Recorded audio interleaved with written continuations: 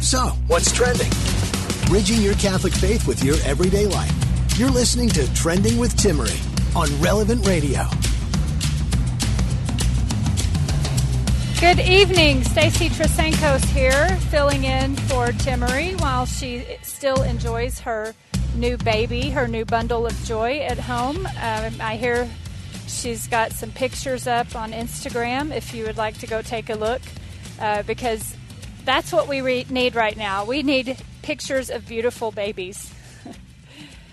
That's all I'm thinking about this week is babies and happiness. No stress at all. This is absolutely not a stressful week. Welcome to the show tonight. I'm very happy to talk to you again, and got a couple of things to talk about. I noticed today, off the bat, that our friend Richard Dawkins, I don't know, I think it's been a long time since anybody's really talked about him very much. I remember when I first got to the faith and science scene as a new Catholic and always a chemist, I was very intrigued by the things that he would say. And today on Twitter, he posted, I don't know whether he knew this or not, he posted a quote from G.K. Chesterton. So it was interesting. I'll read that to you in just a minute, and I have a few more things to say about it. I think he got the quote from Chesterton's Orthodoxy, and I have a couple of quotes in that book that I like as well, and that I would love, if God ever gave me the chance, I would love to talk to Richard Dawkins about it. I've talked to a couple of outspoken atheists in my time, and I think it went well. So we'll talk more about that, and also how to talk to atheists, how to talk confidently about your faith when someone criticizes you for your faith. There was an article in Christianity Today with some advice on how to talk to people about your faith, how to handle criticism. That was on FaithWire, how to handle criticism of your faith. And I think we have, as Catholics, some things to add to that, because whenever I was learning, and I'm sure you've been there too, learning and thinking about how to talk to other people about your faith and what do you do when people criticize you. I remember the feeling, I thought being Catholic was so great. I couldn't wait to tell everybody.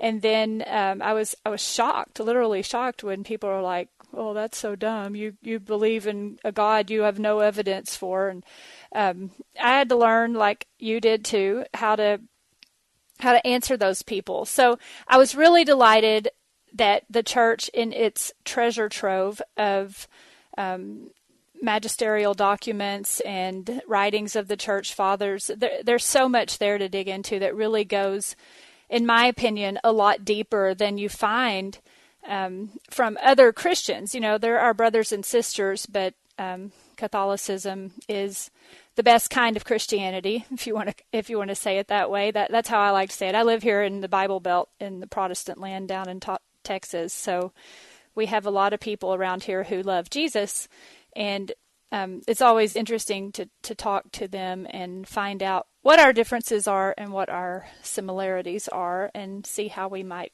lead them to the fullness of the truth. In the last segment, I'm going to talk about something that is a little more controversial for us as we try to navigate these difficult times of COVID-19.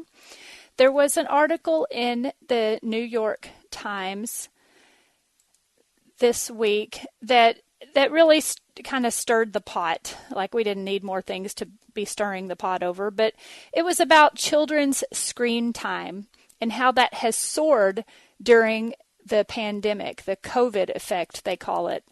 And it's alarming parents and researchers. And it was kind of a shocking article, but not a surprising article. And it just seems like it's good to dive into this topic, because it's easy to say on one hand, oh yes, too much screen time. That's not a good thing. We should monitor that. We should check it on, we should let our phones check our digital wellness and see how well we're not staying on our screens too long, and if we're wearing our blue filter glasses, and then if parents always asking the question, how do they monitor what their kids are doing online and not just how much time their kids spend online? I may be an expert in faith and science and chemistry, but let me tell you something. I am really an expert in managing children's screen time because my kids are brilliant. They can work around everything I do to try to thwart their access to things. And I've solved just about every problem there is to be solved. And so I'm going to share that hard-earned brilliance that my brilliant kids have imparted to me as we've basically been at war over screen time. And I mean, it starts with me. It goes all the way back to the invention of the iPod, that little tiny device that allowed my now grown daughter to store 20 hours worth of music on it. And I had to sit there for 20 hours so I could know what she's listening to. And at some point I decided that putting the boot of my heel to it was an easier way to monitor. So that was my first solution, and I've sort of matured since those days. But I'm not above putting a heel of a boot to a device anymore, and I think that's really my secret. So they know I will do it because I have done it. But I'd like to dive into this topic because I do think it's something that we need to discuss realistically, and we need to figure out what it is we're doing on the internet. I'm not a person who just freaks out about screen time. I don't think the internet is a bad thing. I don't think social media is a bad thing. I think it just shoves us all up in each other's face like never before. And we have to be really keen about how we practice virtue given that heightened in-your-faceness that we live in with the whole world. So more than ever, we have to learn how to use prudence, practice prudence, justice, fortitude, and temperance when we're working on the screens. But anyway, I have a lot to say about that, and I don't hear it discussed a lot. I hear a lot of sensational things like in the New York Times being said, but there, I get the feeling that a lot of people who say my kid only has 2 hours of screen time a day, or I only have 4 hours of screen time a day. I get the feeling those people are not being totally honest, because if you can do that, more power to you. I would not be able to function without my phone. I don't mind saying it's a tool. So anyway, back to Richard Dawkins. We will get to that feat of science called screen time later in the show. I want to go back to this quote by Richard Dawkins. This is what he said, and no, I will not be saying it in a British accent. I wish I could, but if I tried, it would just be bad for everybody. And so I'm not going to even try that. So just try to listen to my Texas accent and pretend like it's really a British accent and it's me talking like Richard Dawkins. Okay. He posted this on Twitter, quoting G.K. Chesterton. We should always endeavor to wonder at the permanent thing, not at the mere exception. We should be startled by the sun and not by the eclipse. We should wonder less at the earthquake and wonder more at the earth. And the end. And that is not something you would expect him to have posted. And there was a comment below it that really made me laugh to Richard Dawkins. Have you read any GKC essays or books in their entirety? The religious world is now having kittens after you posted this. So I don't actually know what that means to have kittens, but I think it means we're kind of going nuts about it. We're sort of like, oh my gosh, Richard Dawkins posted G.K. Chesterton. I wonder if he's going to become Christian now. Probably not. But, he's getting older, so maybe he'll have a change of heart. But yeah, it does sound like he just probably thought this quote was good, and he decided to just post it. Now, here's what I thought when I read that. Like, first of all, as a chemist and a Catholic, I've always kind of just thought that when we get to ordinary time, like we've been in for a couple of weeks now, I'm always like, ordinary time? What's so ordinary about ordinary time? if you're talking about chemistry, I know we're talking about the liturgy, but for me, that's like all the same thing. What's so ordinary about ordinary time? Because when you think about it, if you just stand outside, it can move you to tears. It has moved me to tears before, I won't lie. If you stand outside and you just look around you take about 10 minutes and just think about it. Maybe go read some chemistry textbook before you do that.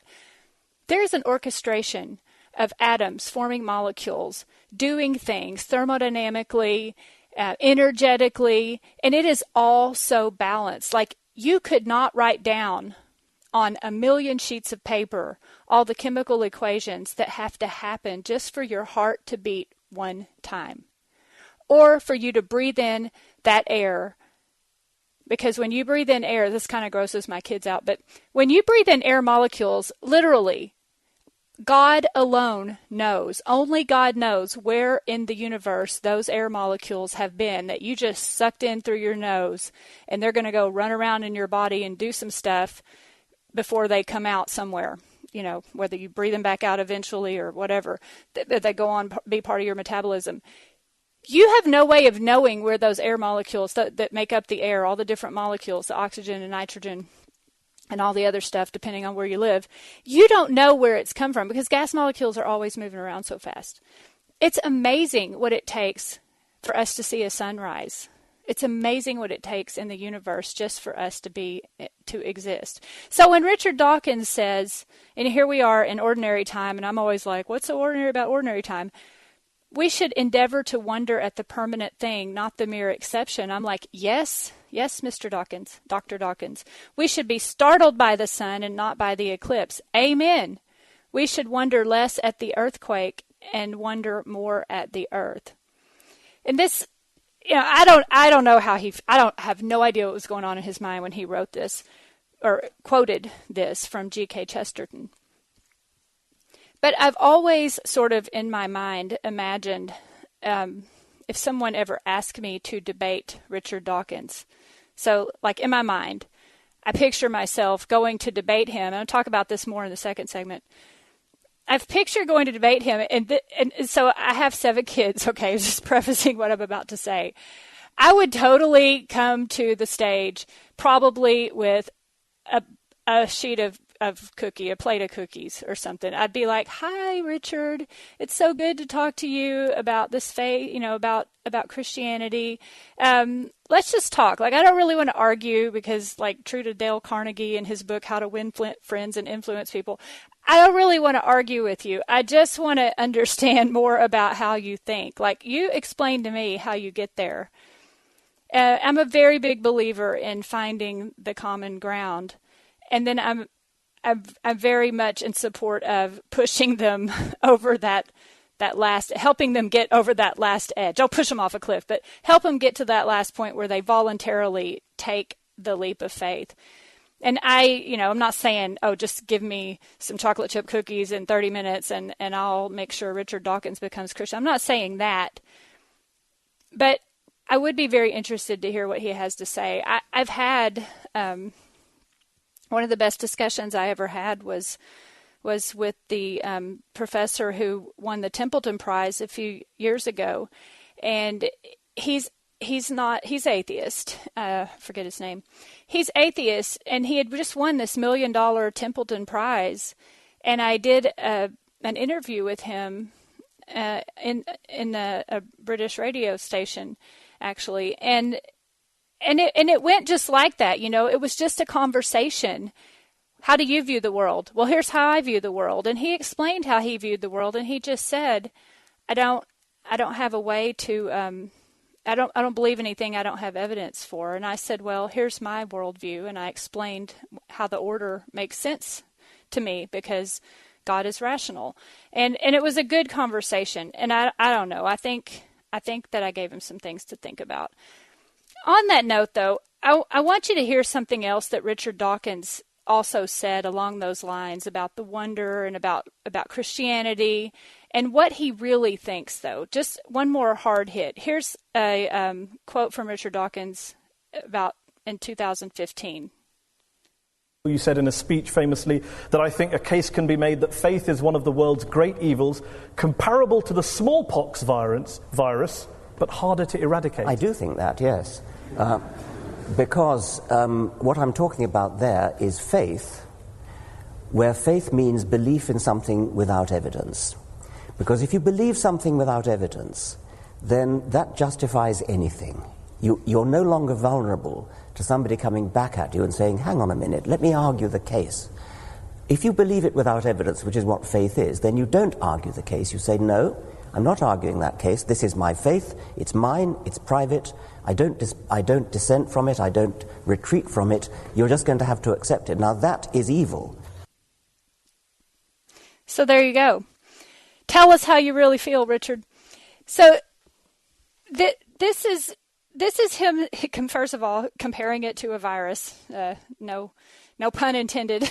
But comparing it to a virus. But he has said that on many occasions. As far as I know, he still thinks this way.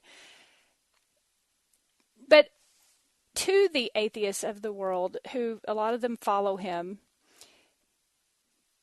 I just want to say to them, like, how do you make sense of your own worldview? How do you make sense of your own worldview? And if you would like to jump into this conversation, either go ahead and give us a call. The number, let me just call it out, 888-914-9149, 888-914-9149. Feel free to jump in on this conversation. What you would say to Richard Dawkins if you had a chance. I mean, you could go tweet back to him, I guess, but I don't know if he'll read it or not. But I would really love to have a long, drawn-out conversation, cookies, coffee, whatever, where I could press him on these things that he says. So if I don't get upset. I don't get angry. Like, he can say that if he wants to, but it's not really how it works, Richard. It's not like that. I don't have belief without evidence. Well, I do have belief without evidence, but it's reasonable. Okay, and you'll have to come back in the second segment. We're coming up on a break in a little bit. I'm going to go into that thing that we say as Catholics, why belief is more certain than knowledge. That's something that I used to be like, what? What do you mean? Well, I figured it out, and I want to share it with you because we have that great treasure trove of the Catholic Church. I'm Stacy Trasancos. We will be back in a few minutes and talk about belief and knowledge and Richard Dawkins.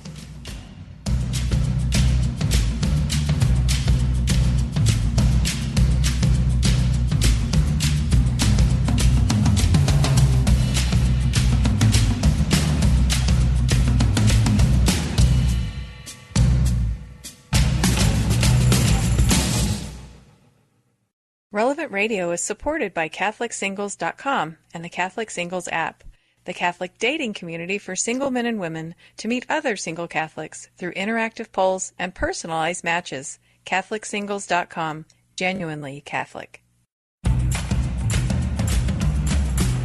So, what's trending?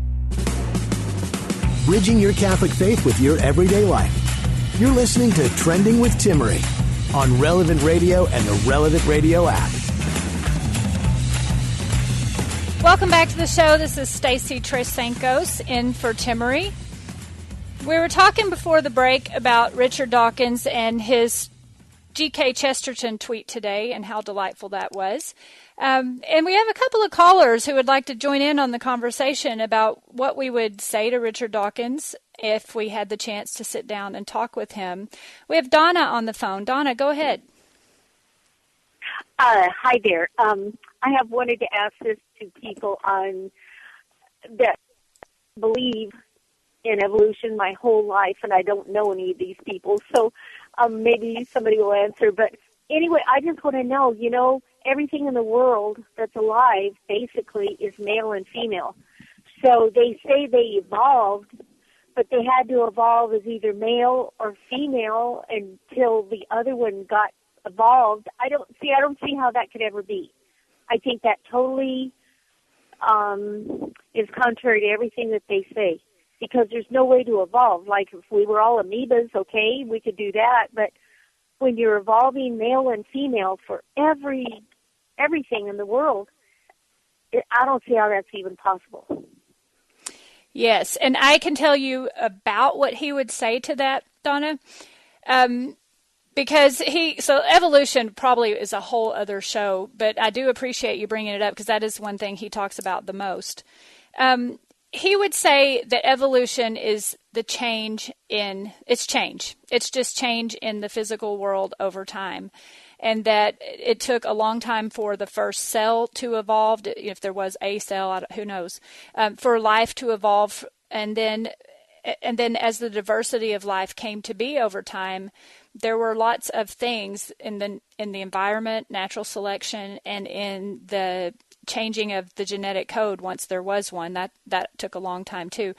That those things started to evolve, and that different genders would have evolved as a way to reproduce. I mean, that's the nutshell of it. He would give you a materialistic explanation for it from a biology textbook. He would give you an explanation like that. As a Catholic, we can follow the change in matter. There's no problem with that as long as we're viewing everything as the handiwork of God. And as long as when it gets to human beings, we don't deny the existence of the soul. We just don't stop at the physical or material world. We also acknowledge the supernatural, the spiritual realm, both. That's probably what he would say to you, but he would... Yeah, it's evolution is a hard thing to understand. But it's okay, just to give you assurance, it's okay to see the world as changing and evolving as they're being changed, because there's no such thing as absolute no motion, zero motion. So things are always moving, things are always changing, and it is very complicated to go through how life might have first arisen from inorganic matter. Scientists just have ideas and theories. Nobody was there, so we don't know firsthand. I hope that gives you some kind of answer there, Donna, and I think that's about what he would say. It's just that it doesn't make sense. There's no sense to it at all, and I don't understand how it could even happen. And to me, that's why God said, I'm going to make them male and female, everything. Yep. And I think that's his, way of saying you're silly. Yeah. It can't happen. There has to be purpose. You can't do it. Yep. No, and God knows why he did it, and we don't. And I agree with you that it doesn't make sense if you take God out of the equation. Evolution or anything else doesn't make any sense. Let's go to the next caller. We have a caller from San Francisco, Skanda. Go ahead. Right. Hi. So I had this thought about having a worldview in the first place. I think my point was not everyone really needs to have a worldview. I mean, let's face it, not everyone is on the path to change the world.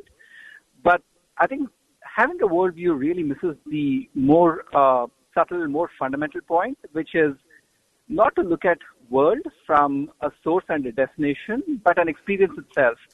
I mean, every day when I get up, or every day when most people, in fact, 99% of the world population gets up, they're not really interested in changing the world.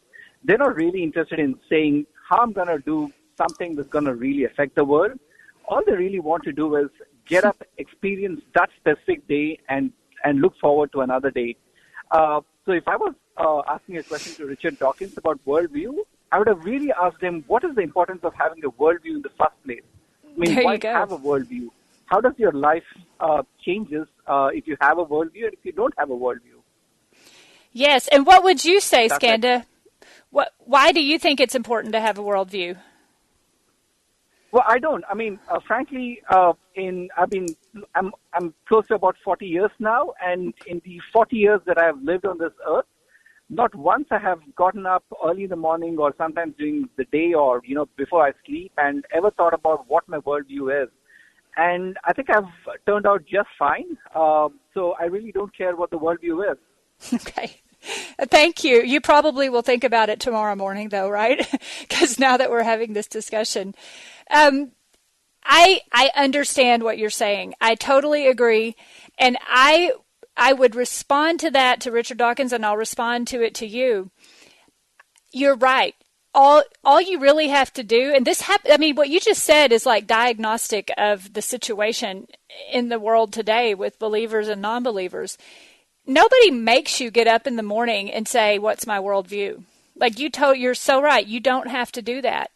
You can put on a lab coat and go into the lab and do research, and you never have to ask the question, where did this all come from? You never have to say, how am I looking at the world? What are my basic assumptions? What do I believe? What do I think? When I look through my eyeballs, and by the way, there's a lot of chemistry there. Okay, I'm not going to talk about chemistry. When I look through my eyeballs at things and light's coming in and my brain's processing what I see, what is this all about? Like what am I doing looking at this world? and that is something, it's when we're babies, we wake up, we cry, we're hungry, we want our diaper changed, we don't have to think about anything.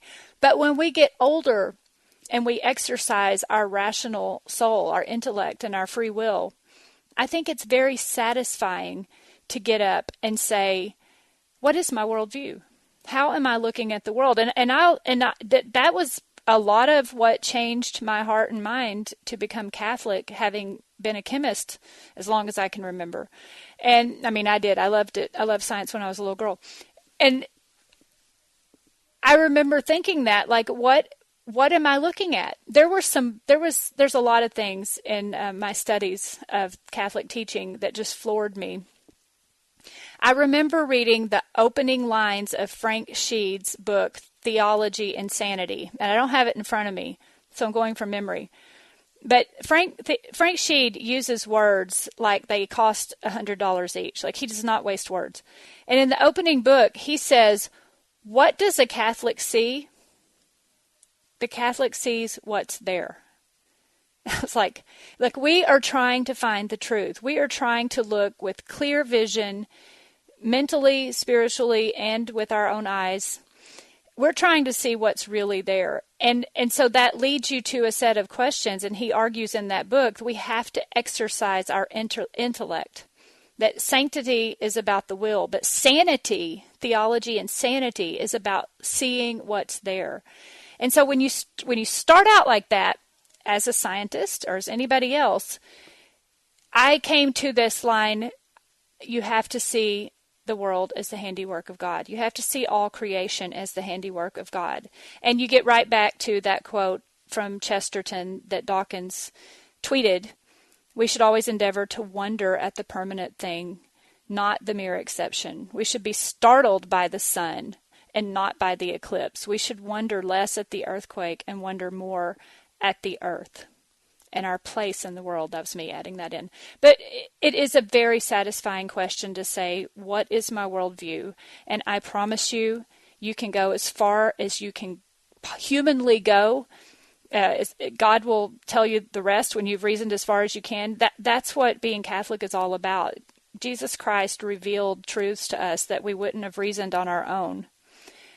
And then we reasoned forth, and that's called theology.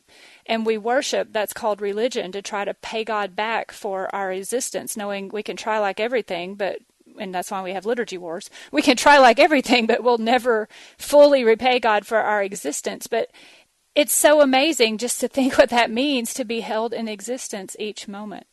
So anyway, Richard Dawkins, if you're listening, I bake really good chocolate chip cookies, and I got a family here who would love to talk to you sometime and press you on some of these questions. And it won't upset me at all if you say Christianity is like a virus. I'll let you finish your sentence, because that's a rule in our house. Let people finish their sentences.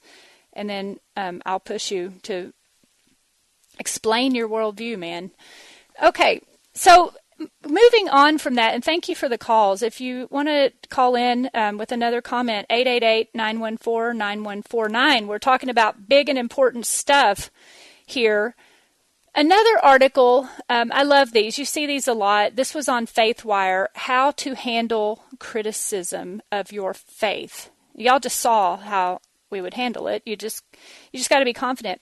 Something I wrote a lot about in my book, Particles of Faith. And I noticed it resonated with a lot of people because they told me it did, and I didn't really expect that. But it was to be confident in your faith. And that's what this article is saying. I was talking about it through the lens of chemistry, because I was making the point, don't ever use science to shore up your faith. You're supposed to hold your faith in confidence. Certain belief is certain.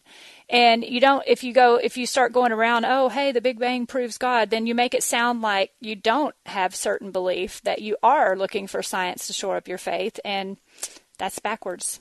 So, but this article is not just talking about faith and science. This article is talking about everything. When you are being criticized for your faith, if you are, don't get defensive, the author says.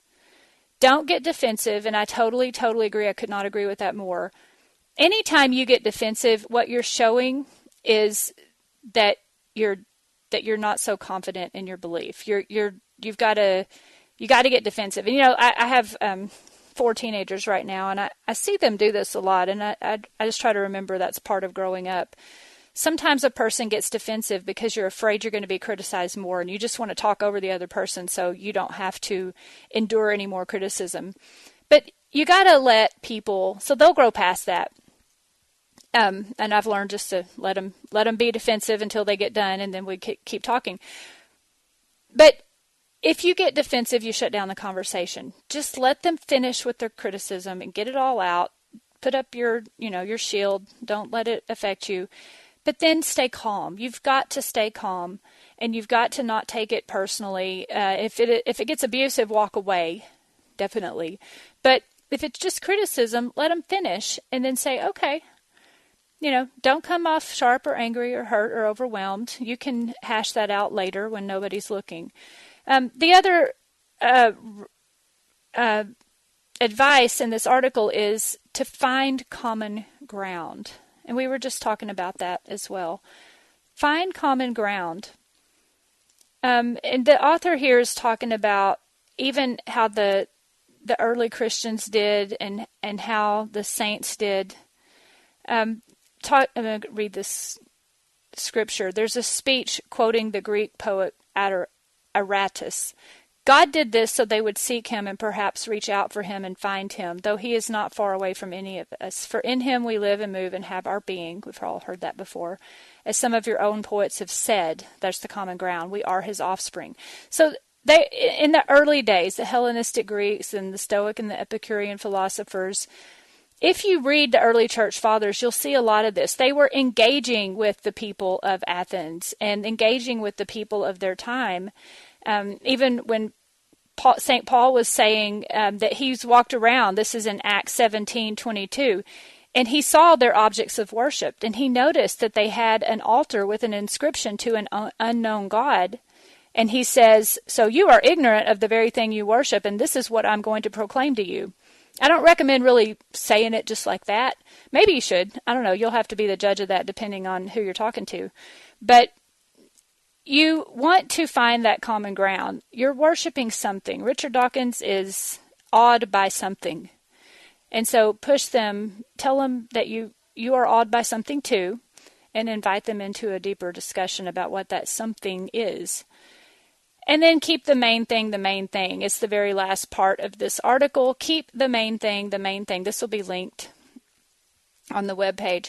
But the main thing they're talking about here is Jesus Christ. So don't get derailed by all kinds of other things. You can have the derail for a minute, but get back on track. We're talking about Jesus Christ. And I want to add a little bit more to that. So I said before the break we were going to talk about belief is more certain than knowledge. If I can cover this very quickly, because we're coming up on another break. But I want to give you the Stacy Trasancos version of what this means. But it's also grounded in St. Thomas Aquinas and in Joseph Pieper, the German philosopher who was a Thomist.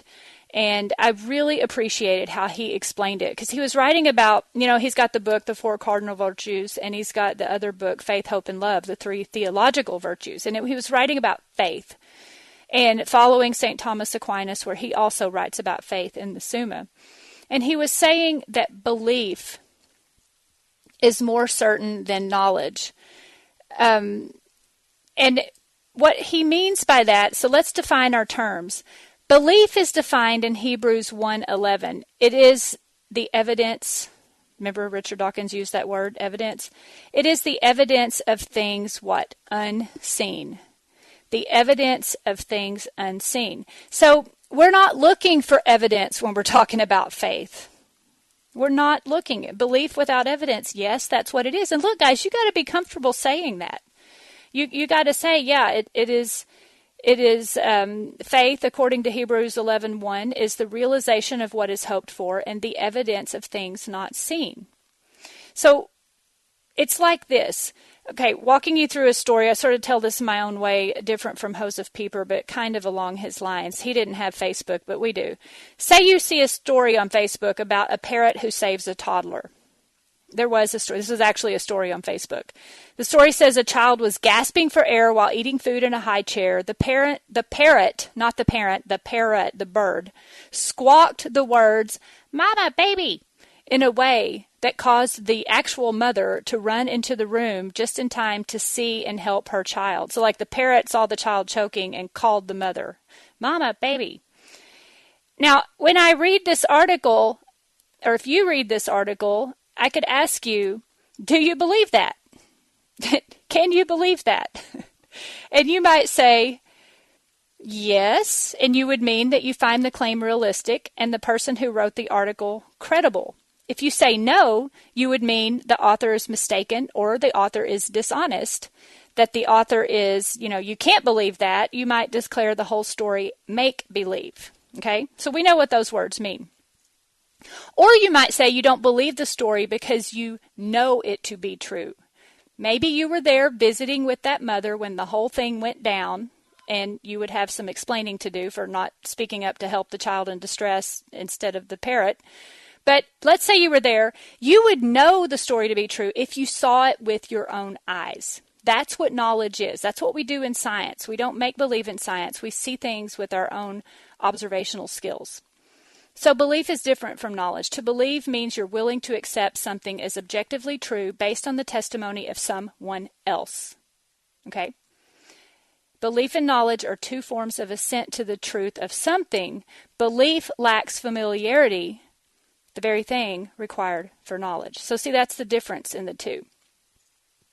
Now, let's talk about belief being reasonable. In terms of certitude, belief has to be superior. Why? Belief has to be superior because if you say, I believe in that person, let's say so we said it's the testimony of something by someone credible. Then you say, I believe that person. If you believe in that person, it means you believe everything that person says is true. So, we're getting to Christianity now, okay? Think about cafeteria Catholics. If you say something like, I don't know the Pythagorean theorem today, you might know it tomorrow because you can go learn it, right? That's what kids do in school. But if you say, I don't believe you today, but I might believe you tomorrow, or I don't believe something today, but I might believe it tomorrow, then you, my friend, are contradicting yourself because you never believed it at all. Do you see what I'm saying? If you truly believe something, you are certain about it. You don't change from one day to the next. Ding, ding, ding, Catholics, talking to you. So belief is intellectually responsible so this is where we get childlike faith. Children believe in their parents when they're little, not when they're teenagers, but when they're little, your little 2-year-old, you're like, oh, don't eat that, it'll hurt you. They mostly won't, okay? As they start getting older, they're like, oh, if you tell me not to, I'm going to. But a little bitty child has complete faith in her parents. But as you get older, you start to question things. And if there is, so there's two narrow ways we can have responsible, mature belief. If someone exists who is incomparably superior to a mature person, more superior than a parent even is to a child, that's someone with a capital S, and if that someone speaks to us. And that someone, of course, is Christ. So when we say, I believe in Christ, that has to be more certain than knowledge. And it's reasonable and it's responsible. But look, if you believe in Christ, then you better believe the Eucharist is really his true presence, because he said it is. And that's what our whole faith is based on. Okay, so there is the lesson about belief and knowledge. I have a lot written about that. I can share it. We're getting ready to go to a break. And when we come back from the break, we're going to switch gears a little bit and talk about responsible, mature internet use. I'm Stacy Trasancos. See you in a little bit.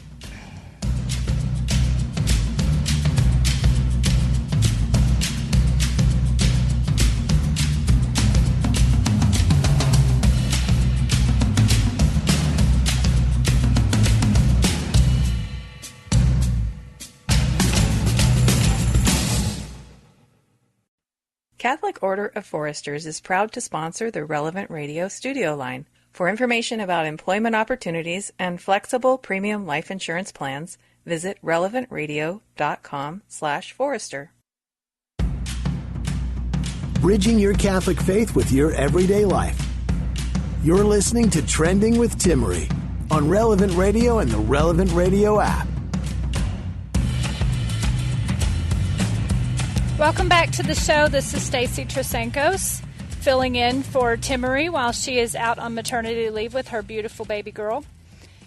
We were talking before the break about belief and knowledge, and we have a caller.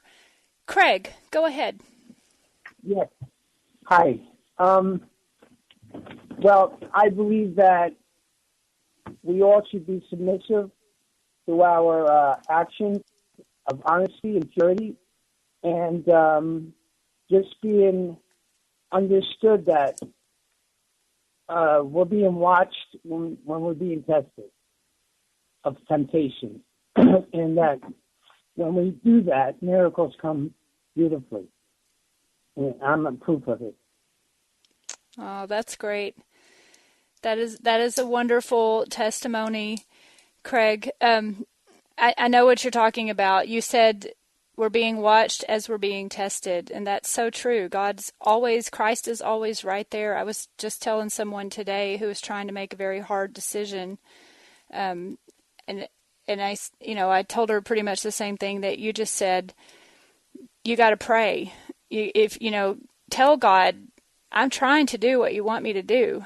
I just don't know what that is. I mean, I've gotten angry before. God, I signed up. I'm all in. I believe in you.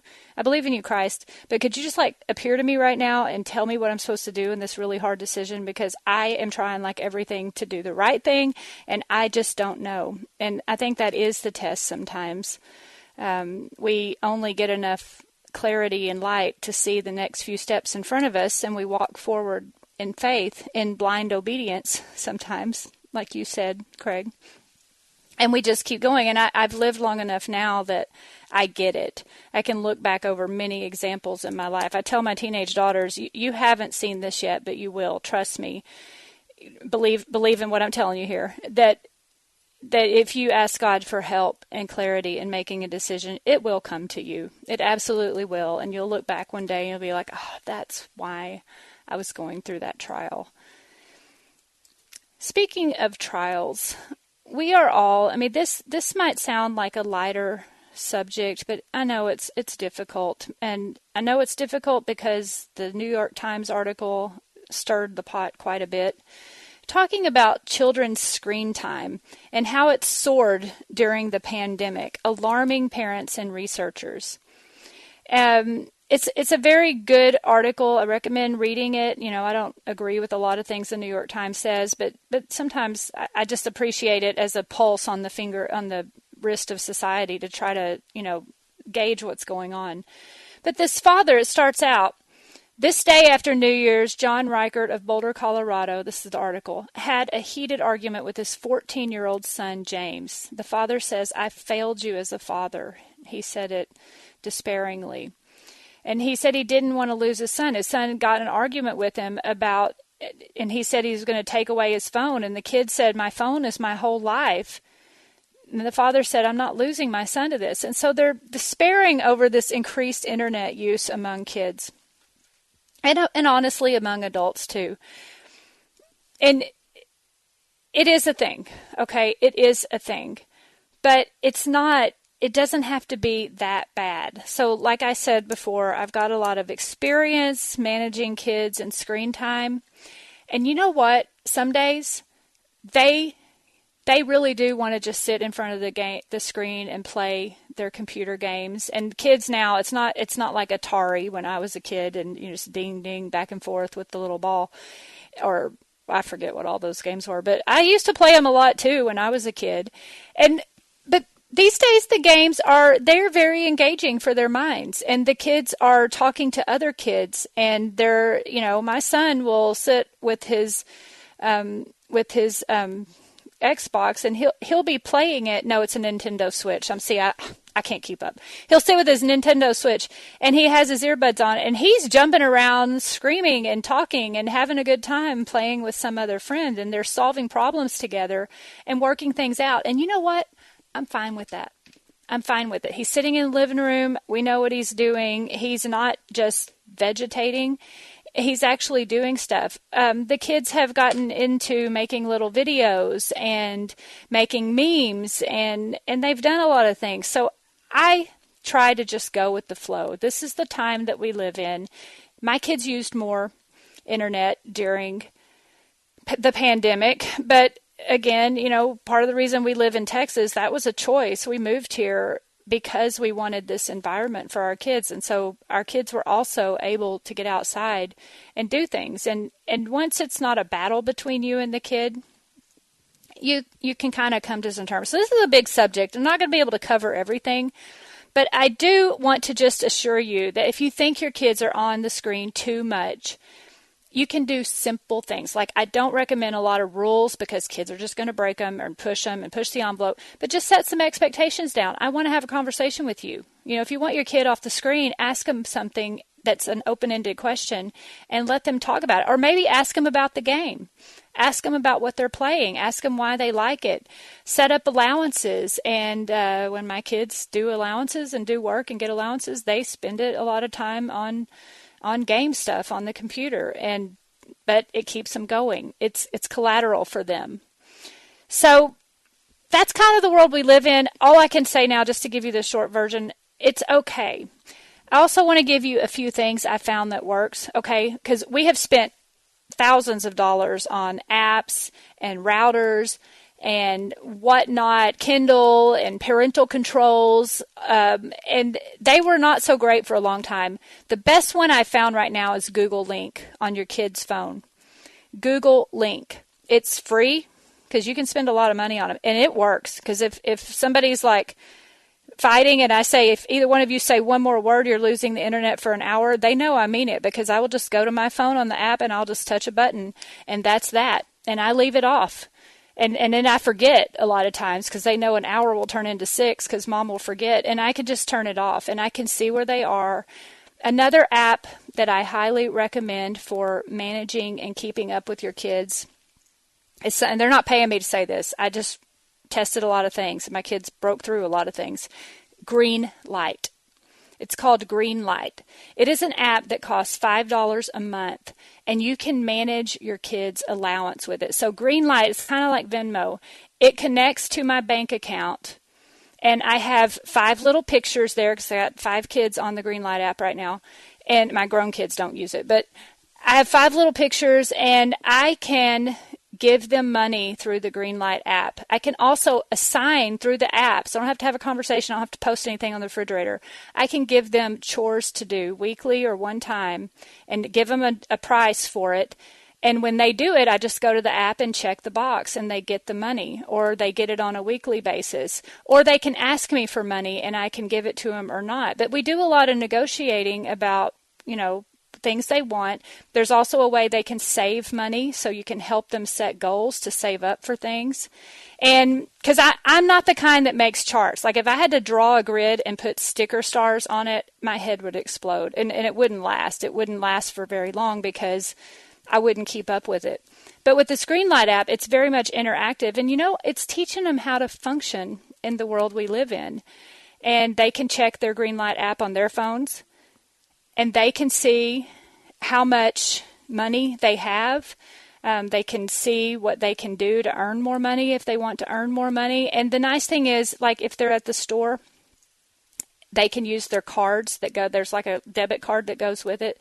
They can use their card to buy things on their own. So it teaches them a great deal of responsibility, and it teaches them to use their phones and their screen time more like a tool, more as a tool of their lives. And it's less of an addictive behavior that we're having arguments about all the time.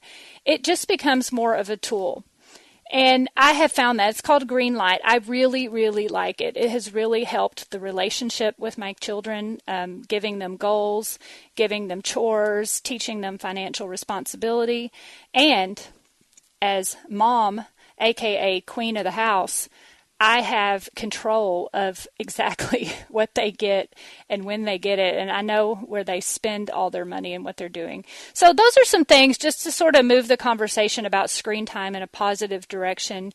Teach them to use those things as tools, and sometimes the tool is that they just need to check out and chill and gorge on a game for a while.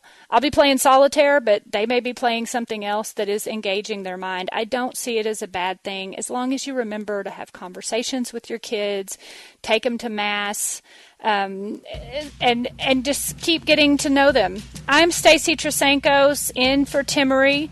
It's such a pleasure to spend this time with you, and I'm so glad that you tuned in. I hope to see you back on Thursday when we'll be talking about marriage.